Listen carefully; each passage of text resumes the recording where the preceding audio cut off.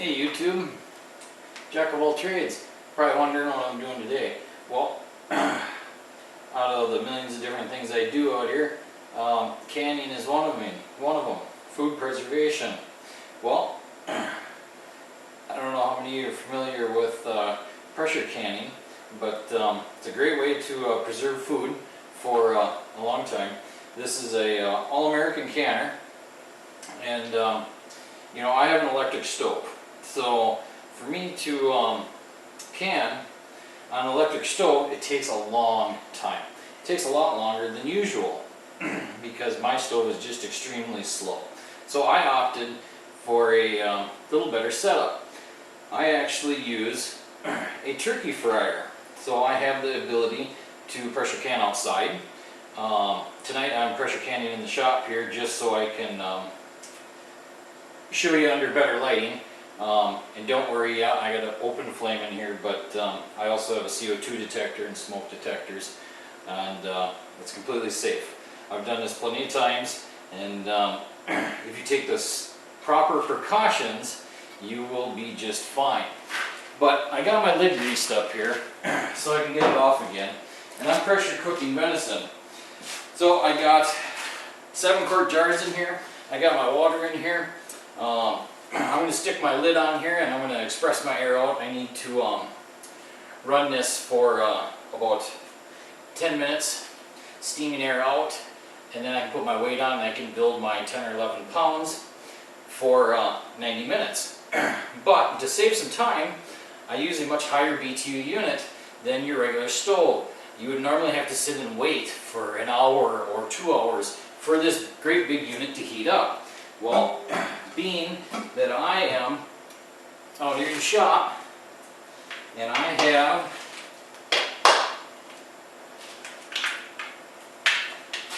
a convenient little setup here, this gives me the ability to pressure can indoors, but mainly I use it for pressure canning outside in the winter. And outside in the winter it takes a lot more BTUs. So this gives me the ability to pressure cook outside. It won't hurt the pressure cooker. It's a solid chunk of aluminum. Aluminum is very good at transferring heat very quickly. So we just make sure we got our top on nice and tight here. And so I can read the gauge at a distance. I already lit this. It's barely going here. But I'll show you the difference between barely going. This is about what your stove would be putting into it if you had a gas stove. And the difference between that and what the turkey fryer does. Now, you have to take the same precautions that you normally would, and you have to make sure that you don't overfire this. So, pressure cookers today are much safer than what they used to be.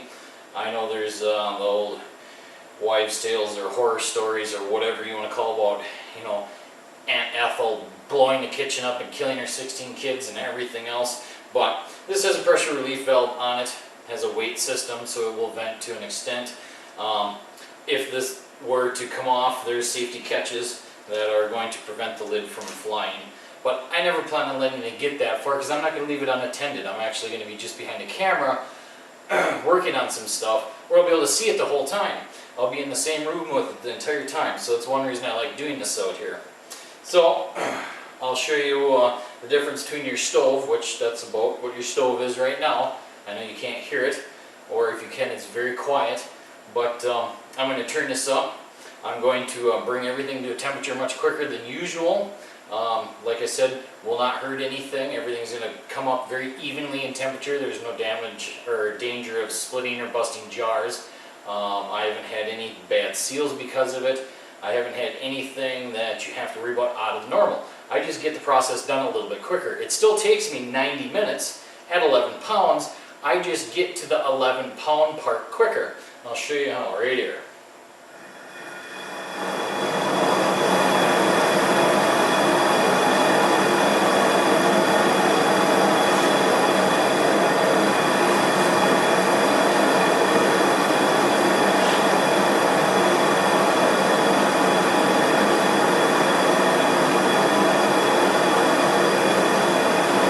So I'm going to time this up and running. And I'll check back in with you in a couple of minutes. I'll let you know how long it took for me to bring a full cold pressure canner up to temperature and get air steaming out and get my process started.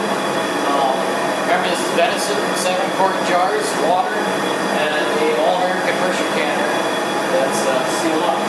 So I will let you know how long it takes for me to get it so it starts expressing air out.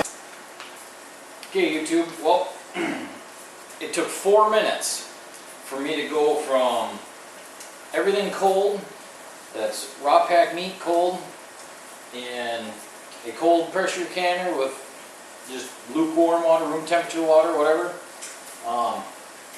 to expressing air out the top in 4 minutes.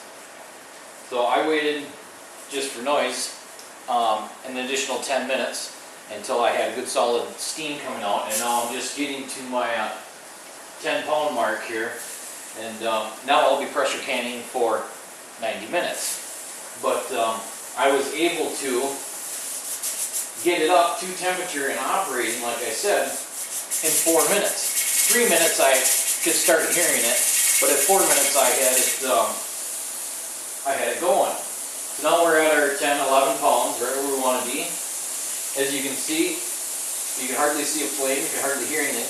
I can dial this down just as low as your kitchen stove, gas stove or an electric stove. I have just as much control, but I can also turn it up much higher, so I can get everything up and running much quicker.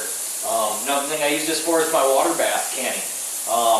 When I do, I have a very large water bath canner that is much larger in diameter than this. Well, you got to boil water.